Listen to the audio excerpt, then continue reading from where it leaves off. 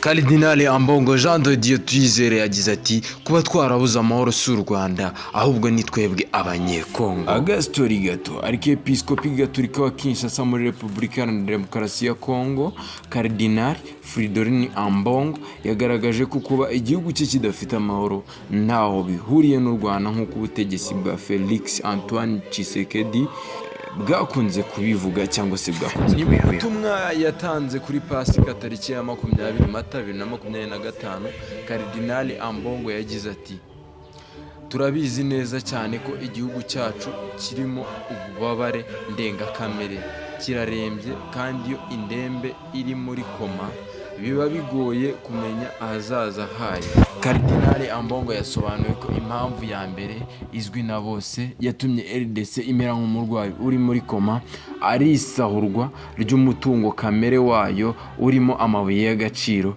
rikorwa n'ibigo by'ibihugu bikomeye. Aha uyu mukaridinali yagize ati tuzi impamvu nyamukuru yatumye igihugu cyacu kijya muri ibyo bihe bya koma, impamvu buri wese azi kandi yisubira yumvikana ku miyoboro yose ya radiyo, televiziyo, ahantu hose biravuga. Kandi uyu mukaridinali yagize ati ni ubugugu bw'ibigo binini by'ubucukuzi bw'amabuye y'agaciro, aho ibihugu binini bishaka umutungo udatunganyije, amabuye, amashyamba n'amazi ya Kongo kugira ngo bibyikoreshereze kuko twe ntacyo dufite twabikoresha.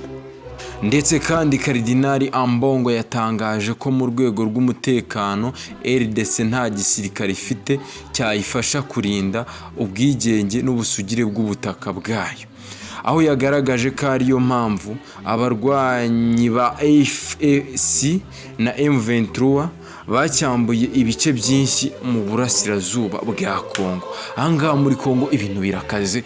Uyu mukaridinali yakomeje ababaye cyane asobanura ko Kongo ifite ibintu byinshi by'agaciro ariko idafite abantu babirinda, ndetse kandi Kongo ko idafite abantu babikoresha neza. Rero avuga ntimukomeze kwijundika u Rwanda, twebwe ikibazo nitwe kiriho, yijujuta cyane.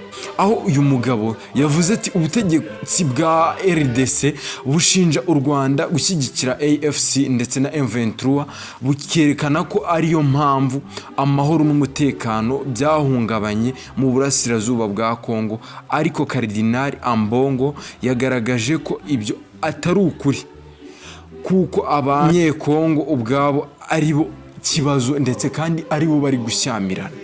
Abanyekongo ubwabo nibo bari gushyamirana, abari kubuzwa uburenganzira nibo bari gushyamirana. Niko Karidinali Ambongo yasobanuye avuga ni ahubwo Imana iraje bahane.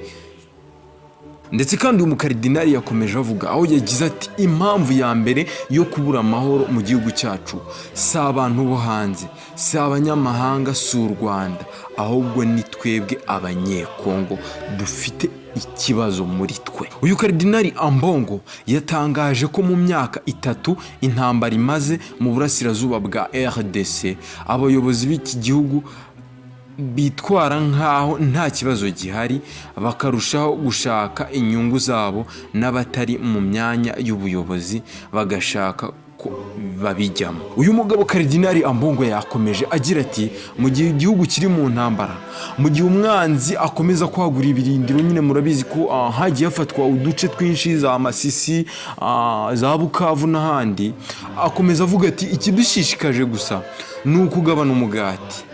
Aho yakomeje avuga ati twakora iki kugira ngo tujye mu nteko, twakora iki kugira ngo tujye muri guverinoma, tube mu batunze cyane.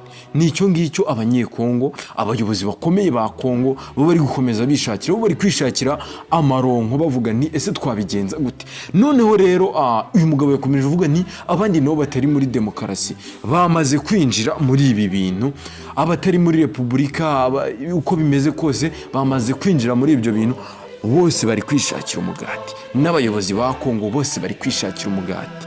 Niyo mpamvu bari abasirikare nabo ba Kongo bageraho mu kumva ngo bigumuye, Kongo yarangiza ikarenganya u Rwanda. Uyu mugabo yavuze ntahubwo nimukomeza kuvuga u Rwanda. AFC na M23 ikomeje kubona abayoboke benshi baba mu rwego rwa politiki ndetse n'abasirikare bava mu bice bitandukanye by'igihugu.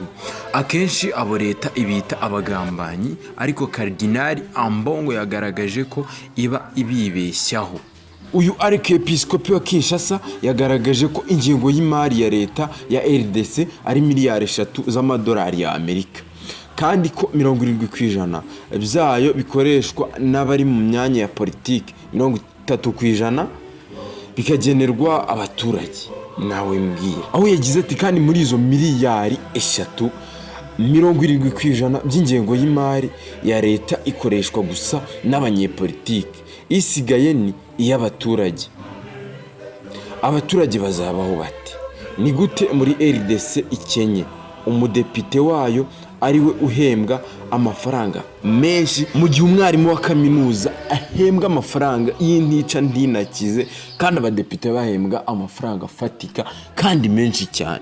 Urumva ingengo y'imari yose niho yadindiriye, abayobozi baririra, umuturage ntacyo ababwiye. Yakomeje abisubiramo kenshi cyane, ababaye arakaye cyane. Ndetse kandi Kardinali Ambongo yasobanuye ko imikoreshereze mibi y'umutungo wa leta ari ituma abanyekongo barakara bakajya kwiyunga kuri AFC ndetse na M23 bafite intego yo kubohora RDC.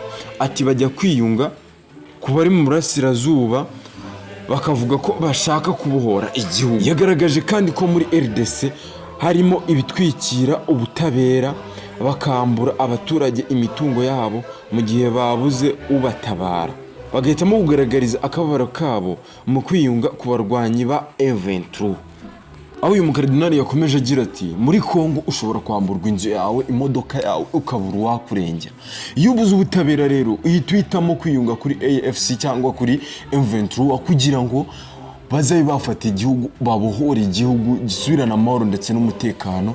Kuko urumva ibera Kongo ni muri Sodoma, yabigereranyije no muri Sodoma. Aho uyu mukardinali yavuze ati igihugu cya Kongo ntigikomeze kwirirwa kiririmba amahoro, kuko kwirirwa baririmba amahoro ntabwo ari byo bitanga amahoro, ahubwo twe nitwishakemwe amahoro nka Kongo. Naho ubundi kwirirwa turirimba ngo amahoro natwe tutihaye ntibishoboka.